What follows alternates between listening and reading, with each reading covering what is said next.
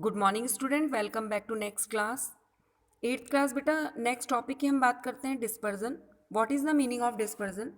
The splitting of white light into 7 colour, यानी आपकी white light का स्प्लिट होना यानी ब्रेक होना या टूटना into the 7 colour, and this phenomena is called dispersion. What is the meaning of white light? White light means the ordinary light और sunlight, यानी आपकी नॉर्मल लाइट ली या सनलाइट ली, this is also called the बेटा white light. Actually white light और sunlight is made up of 7 colour.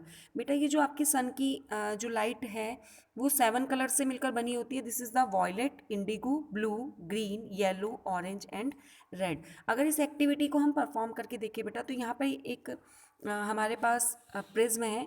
This is called the prism, and white light pass into the prism. ये करके देखिए तो ये प्रिज्म एक ग्लास का रेक्टेंगुलर शेप में बेटा स्ट्रक्चर होता है। इसमें अगर हम व्हाइट लाइट को पास करते हैं then split into the 7 colour. ये 7 कलर का जो बैंड हमें मिलता है, and this is also called the spectrum. यानी व्हेन व्हाइट लाइट, हम यहाँ एक्टिविटी की है कि सन की लाइट एक कार्डबोर्ड लिया है जिसमें से व्हाइट लाइट पास कराई है हमने प्रिज्म के ऊपर, और सामने बेटा हमने क्या करा है, एक स्क्रीन लगा दी है जिस स्क्रीन पर आपको ये 7 कलर का मिक्सचर दिख रहा होगा। और इसको ये जो सिक्वेंस में हमें कलर मिलते हैं, this is also called the spectrum. तो white light pass through a prism, it's get separated into its constant colour, यानी ये अपने अपने कलर में बेटा ये डिवाइड हो जाता है। The pattern so obtain is called the spectrum. जो ये हमें पैटर्न मिलता है बेटा, इसे हम स्पेक्ट्रम बोलते हैं। Each colour has a different wavelength. What is the meaning of wavelength? Wavelength के लिए हम देखेंगे बेटा, अगर आपके पास एक हम जो वेव है, वेव की फॉर्मेशन देखें तो ये अपर पॉइंट जो होते हैं उनके बीच का अगर हम डिफरेंस बोलें, this is called the wavelength.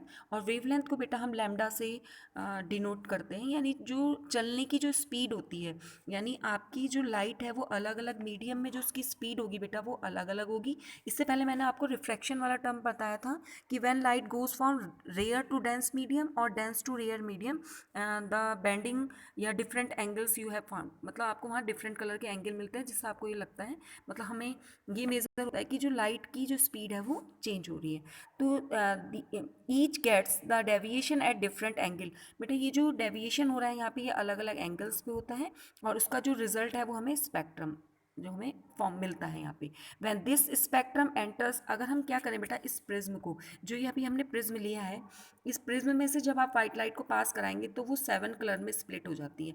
अब इसी में हम क्या करें बेटा कि जो आपका प्रिज्म है 7 कलर, मतलब अपोजिट करके हम सामने रख दें। 7 कलर के सामने अगर हम अपोजिट कलर को प्रिज्म में रख दें then it convert into the white colour. यानी आपने क्या किया कि अगर हमारे पास वाइट लाइट है उसके सामने हमने प्रिज्म रखा तो वो 7 कलर में स्प्लिट हो जाता है, और 7 कलर के सामने अगर हम प्रिज्म को जस्ट अपोजिट करके रख दें बेटा तो वो एक ही कलर आपको मिलता है, this is the white colour.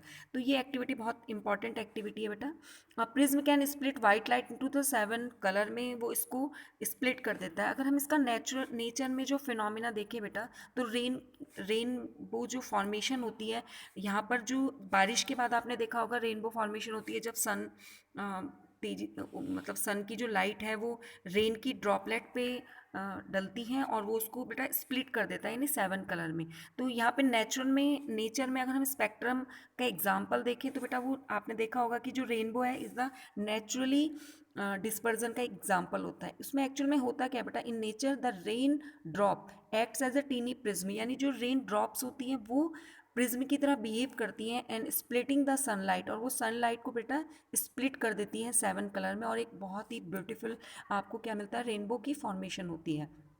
Actual में बेटा this is why a rainbow formed only after the rain. आपने देखा होगा कि रेनबो की जो फॉर्मेशन है वो बेटा बारिश के बाद जब सन कम्स आउट, जब सन निकलता है, यानी जब धूप निकलती है। बिना धूप के आपने देखा होगा या बारिश हो रही तो उसमें बेटा स्पेक्ट्रम की फॉर्मेशन नहीं होती। तो ये नेसेसरी कंडीशंस होती हैं कि जब रेनबो फॉर्मेशन होगा तो उससे पहले बारिश यानी रेन की ड्रॉप्स होना कंपलसरी है और सनलाइट का होना कंपलसरी है।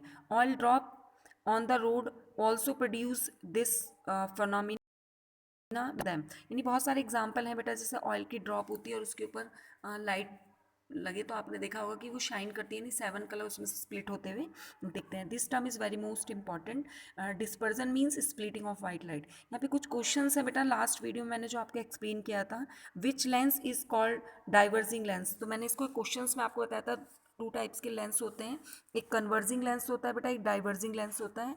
डाइवर्स मीन्स होता है लाइट को इकट्ठा करना, तो कॉन्वेक्स लेंस है जो डाइवर्जिंग लेंस की तरह वर्क करता है, जबकि जो कॉनकेव लेंस होता है मैंने उसमें बताया था जो लाइट है वो स्प्लिट होती है, यानी सॉरी डाइवर्स होती है।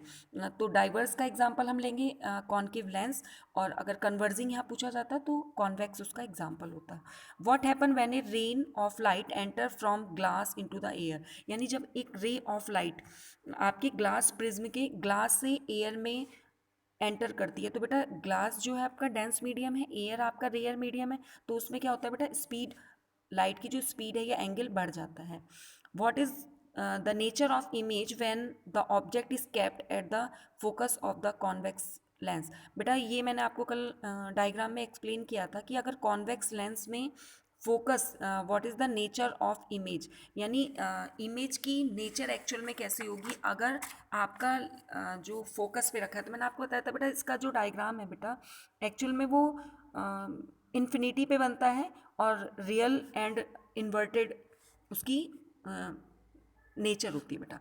How can you differentiate between convex and concave lens, बेटा आपके पास अगर नॉर्मली मैं ये बताऊँ कि आपके पास एक कॉनकेव और कॉन्वेक्स लेंस है, तो अगर टच करने की बात हो तो कॉन्वेक्स में मैंने आपको बताया था कि उसकी उभरी हुई सरफेस होती है, कॉनकेव में जो होता है बेटा वो कॉनकेव यानी गुफा की तरह नहीं, अंदर को बैंड होती है। तो विदाउट टचिंग देखकर कैसे बता सकते हैं, तो बेटा आप इमेज को देखकर, यानी जो आपके लेंस हैं उसमें आप इमेज को देखकर विदाउट टचिंग हम उसको पहचान सकते हैं कि कॉन्वेक्स लेंस है या कॉनकेव लेंस है। नेक्स्ट है बेटा कि जैसे हमने बताया था कि कल भी कि कुछ रिफ्रैक्शन के टर्म होते हैं जिसमें जो कुछ अपीयरेंस होती है एक्चुअल पोजीशन से थोड़ा ऊंचा दिखता है, तो वो लास्ट में रिफ्रैक्शन का ही टर्म यूज़ किया गया है। तो बेटा ये बहुत ही इंपॉर्टेंट टर्म है जो आपको पढ़ना है, और इसके जो क्वेश्चन आंसर हैं वो आप लोग नोट डाउन करेंगे अपनी कॉपी में। थैंक यू वेरी मच बेटा।